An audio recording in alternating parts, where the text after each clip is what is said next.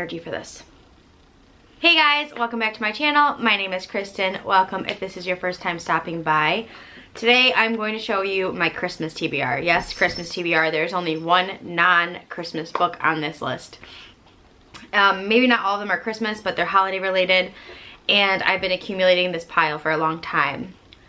I want to disclose that I will not be getting to all of these books.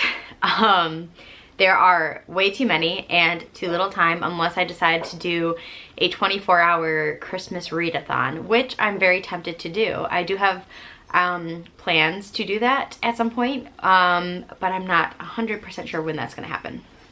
So I have 1, 2, 3, 4, 5, 6, 7, 8, 9, 10, 11, 12, 13, 14, 15, 16, 17, 18 books sitting next to me. 2 of them I've already started, and the rest of them I have not. But I really hope I can get to some of these because unlike other people, I love reading Christmas rom-coms, Christmas holiday rom-coms.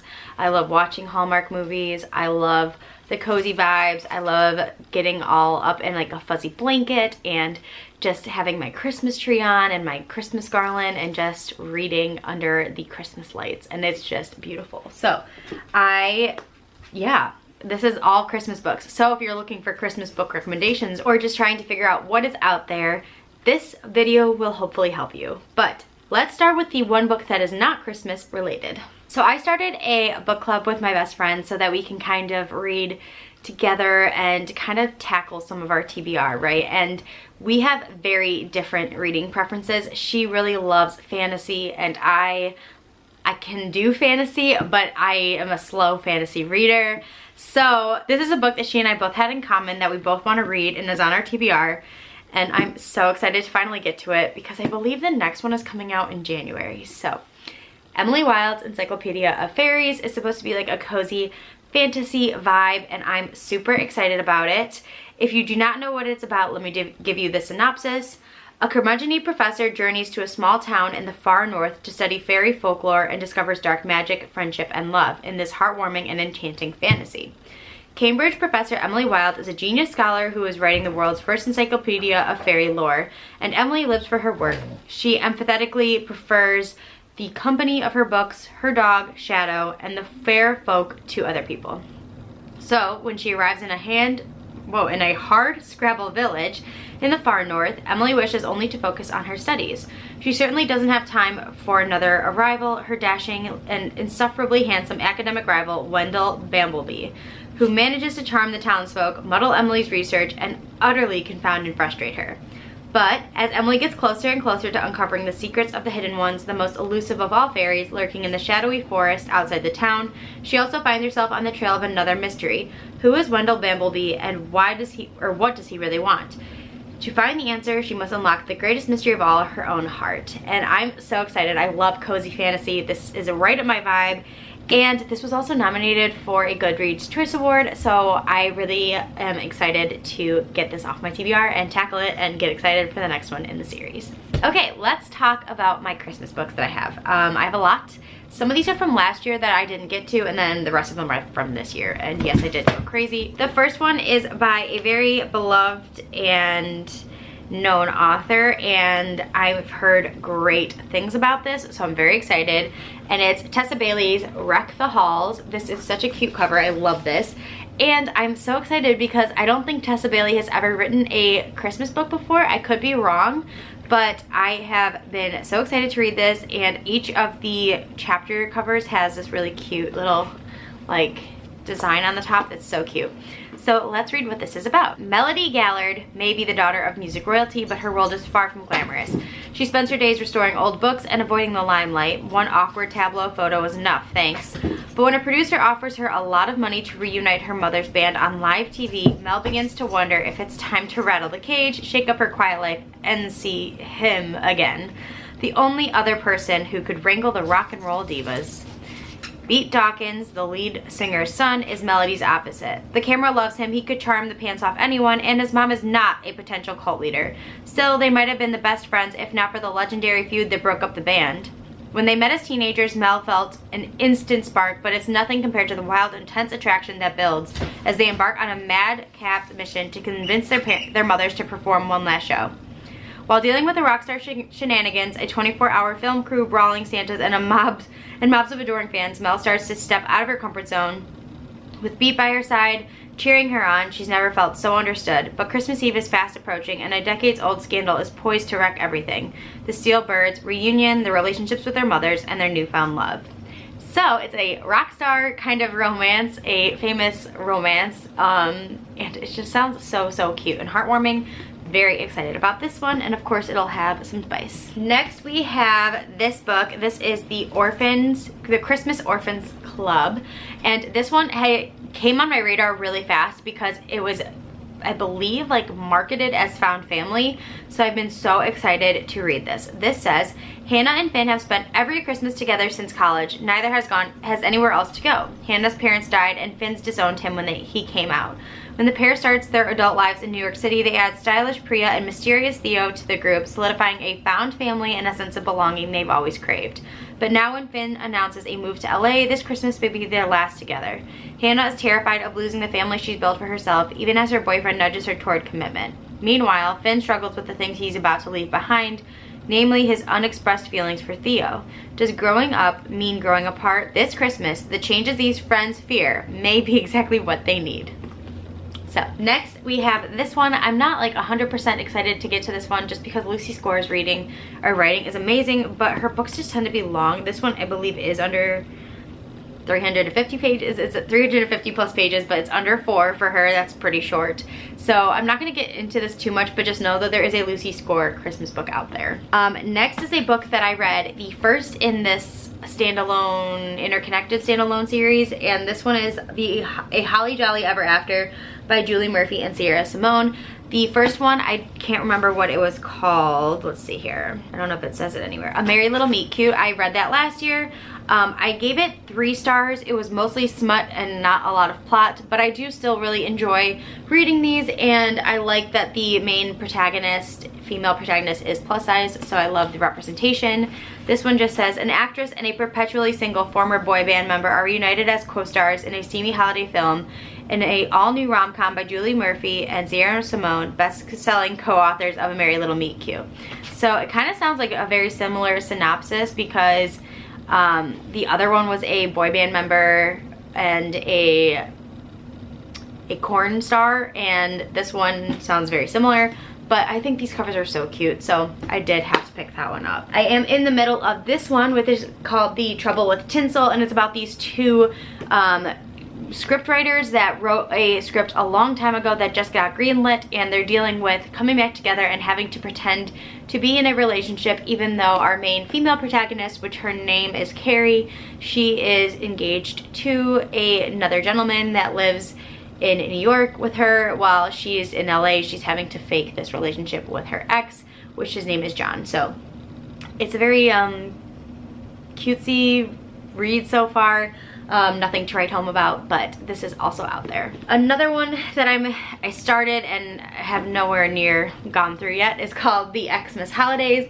This is also one I picked up at Target, and this is, it's hard to escape your ex when you're working together over Christmas in the Scottish Highlands, but being stuck together might be the best possible present in the sparkling new contemporary romance.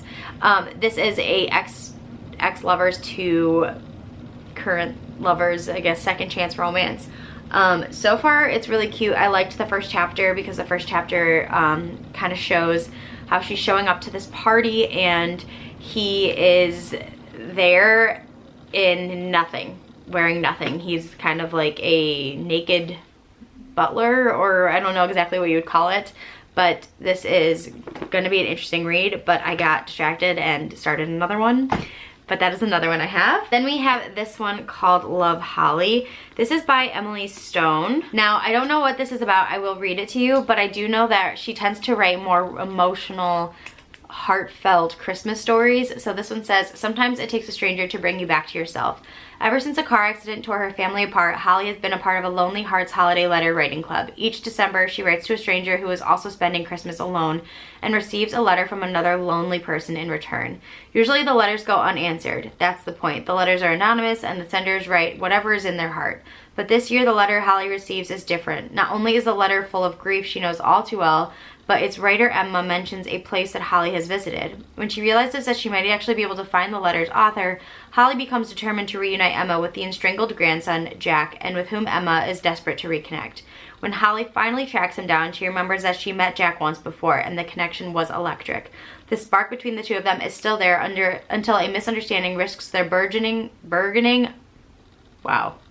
romance and his strained relationship with Emma too. But Holly is determined if she can fix Emma's family, she might also be able to fix her own. Though as it turns out, Holly might have less time to put things right than she thought. So as you can tell, it's a little bit of a deeper romance, but I'm still really excited because her writing is really easy to digest, and it's always good to throw in a little bit of a deeper story. Okay, then we have two books that are in the same series, and these are by Codi Hall. Now I read the one Something About Mary last year, but that was actually technically in the middle of this trilogy. The first one is Nick and Noelle's Christmas Playlist, which I did not read yet, and this one is going to be on this year's TBR. Then we have the third one, which is Along Came Holly. I believe these all take place in the same small town, and they're all part of this like family, or I guess it's like a family business, I guess you could call it, but I never read the first one, so I'm excited to read this one. And then of course the newest one. These are a little bit longer, but I do really enjoy the writing. It's really easy to digest again, and these have been some of my most excited reads because I love these covers. They always do so well with the covers, and they always usually include a dog. If you can tell, this is the same dog that's in this one, so very exciting. But yeah, then we have the Holiday Mix-Up, and this one is by Ginny Baird, who wrote Right Girl Wrong Side, which I've seen this book several places, but this is the cover. It's so cute. Again, I love cartoon covers. They're my favorite. The back says, it's the perfect family Christmas with lights, holly, and mistletoe, but she's dreaming of kissing the wrong brother. Lonely-hearted waitress Katie Smith has a huge holiday crush on her gorgeous diner patron Juan Martinez. So when Juan asks Katie to propose, So when Juan asks Katie to pose as his girlfriend for Christmas dinner at his family's winery, Katie leaps at the chance. That is, until an accident lands Juan in a coma right after giving the folks his news. Now Katie's in a jam. Juan has sworn her to secrecy about their fake dating deal, and she can't betray an injured man. And then there's Juan's brother, Mateo, who smiles, tugs at her heartstrings just right, while perfect Juan might not be everything he seems. When their family embraces her warmly, Katie can't help but dreaming of being in Mateo's arms instead of only pretending to be with Juan. This book sounds a lot like While You Were Sleeping, which is a movie that I truly love. If you've never seen it, I highly recommend. It is a classic. So, very excited. Then we have 3 holidays and a wedding. So this one says, as strangers and seatmates, Miriam Aziz and Anna Gibson fly to Toronto over the holidays. Miriam to her sister's impromptu wedding, and Anna to meet her boyfriend's wealthy family for the first time. Neither expect the severe turbulence will scare them into confessing their deepest hopes and fears. At least they'll never see each other again. And the love of Miriam's life safe wasn't sitting 2 rows behind them hearing it at all. Oops. An emergency landing finds Anna safe, Miriam and her sister's entire bridal party snowbound at the quirky Snowfalls Inn in a picture-perfect town where fate has Anna's actor crush filming a holiday romance. As Miriam finds the courage to open her heart to safe, and Anna feels the magic of being snowbound with an unexpected new love, both women soon realize there's no place they'd rather be for the holidays. This sounds so cute, kind of like a found family and a cute little cozy Holiday Inn. Can't be more perfect. We are losing daylight, so I apologize, but I'm gonna have to go a little bit quicker with these just so that we don't lose the lighting that we have. I adjusted the ISO, so if it's too bright, I'm sorry, but it was getting a little bit dark in here. So I have a couple more to go through. The next one is called A December to Remember by Jenny Bayliss. I love Jenny Bayliss. She always writes Christmas and winter romances. So this cover is so cute. And it says 3 bickering half-sisters, 1 unique antique shop, and the coziest holiday season of their lives. Widely different half-sisters Maggie, Simone, and Star have hardly seen one another since their sprightly summers at Rowanthorpe, their eccentric father Augustus's home. Known for his bustling approach to the knick-knack shop he ran, Augustus was loved by all and known by none, not even his daughters. Now, years later, the three estranged women are called upon for the reading of Augustus's will and quickly realize he's orchestrated a series of hoops through which they must jump to unlock their inheritance, and the last thing any of them want to do. But Maggie and Star desperately need the money, and who would Simone be to resist? So this kind of sounds like the inheritance games with Holiday and Sisters. So I'm very excited about this. Very different for Jenny Bayliss as a book, but I really like this. The last couple ones I have these two, and this one is a Winter in New York by Josie Silver. She always writes romance books as well for the holidays, and this one could not be any different. I do know that they just put this one as a holiday book of the month option for December, but I decided to skip it. And this one says, a young chef stumbles upon a secret family recipe that might lead her to love and life she's been looking for. Okay, it says, when Iris decides to move to New York City to restart her life, she realizes she's underestimated how big the Big Apple really is. All the nostalgic movies she's watched with her mom while eating their special secret recipe gelato didn't quite do it justice. But Bobby, Iris's best friend, isn't about to let her hide away. He drags her to a famous autumn street fair in Little Italy, and as they walk among the food stalls, a little family-run gelateria, a gelato place, I guess, catches her eye. And could it be the same shop that's in an old photo of her mother's? Curious, Iris returns the next day and meets the handsome Gio, who tells her that the shop is in danger of closing. His uncle, sole keeper of their family's gelato recipe, is recuperating from a stroke and can no longer remember it, so they can't make more. When Iris samples the last remaining batch, she realizes that their gelato and her gelato are one and the same. But how can she tell them she knows their secret recipe when she's not sure why Gio's uncle might have given it to her mother in the first place? A little bit of a holiday mystery one. And then the last one I have is by Beth O'Leary, and it is called The Wake Up Call, another blue cover. And this is the last one that I have to, like, that are new to me this year. And this one says, two hotel receptionists and arch rivals find a collection of old wedding rings and compete to return them to their owners, discovering their own love story along the way. So a cute little enemies to lovers romance with a kind of gamey sort of feel to it. So I'm super excited about this one. And then the three that I have from carryover as last year, we have one that's a young adult one called The Holiday Switch. I got this used, and this one says, he's switching up her holiday plans. Lila Santos is ready for the last winter break of high school. The snow in her small town of Holly, New York is plentiful. The mood is as cozy as a fuzzy Christmas sweater, and she's earning extra cash working at the local inn, the setting of a greatest film of all time, Holiday by the Lake, while moonlighting as an anonymous book blogger. But Lila's perfect holiday plans crash to a halt when her boss's frustratingly cute nephew, Teddy, becomes her coworker. Lila is type A, Teddy is type anything but Lila's way, and the two of them can't stop butting heads over tangled icicle lights and messy gift shop merch. But when they accidentally switch phones one afternoon, they realize they've been hiding things from each other. Will their secrets and an unexpected snowstorm bring these rivals together? So cute little holiday young adult. We'll see if I like that, just because I'm kind of starting to get away from young adult. And then we have the 12 Dates of Christmas by Jenny Bayliss. As I've told you, she tends to do a lot of Christmas books. And this one says, 'tis the season for finding romance in this hilarious and uplifting holiday read. When it comes to relationships, 34-year-old Kate Turner is ready to say bah humbug.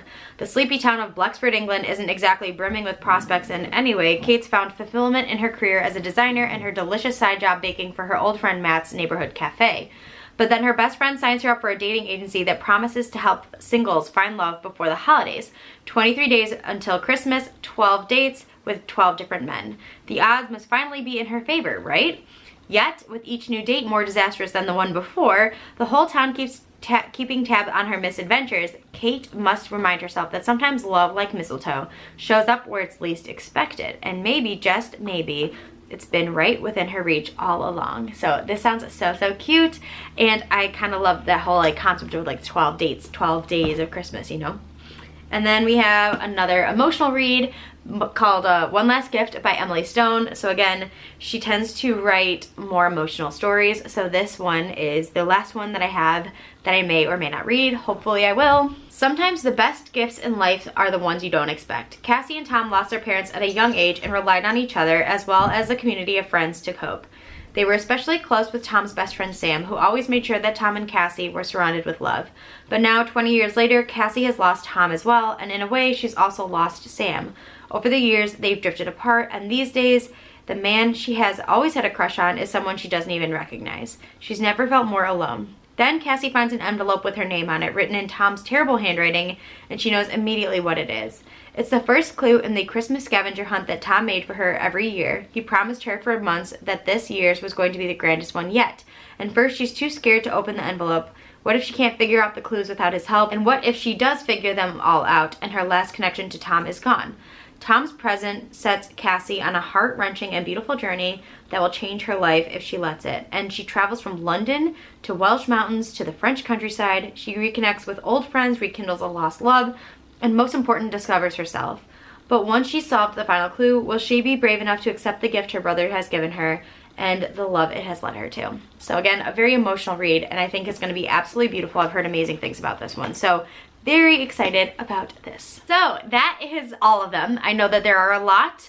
I know that I just kind of told you everything about them that you probably didn't even care about, but if you did enjoy this, these are the ones that I have on my radar, and I'm hoping that I can get to at least half of them.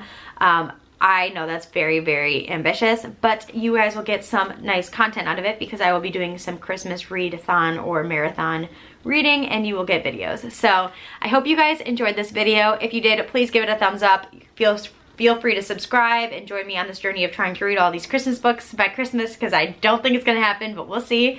But thank you guys so much, and I'll talk to you in our next one. Bye!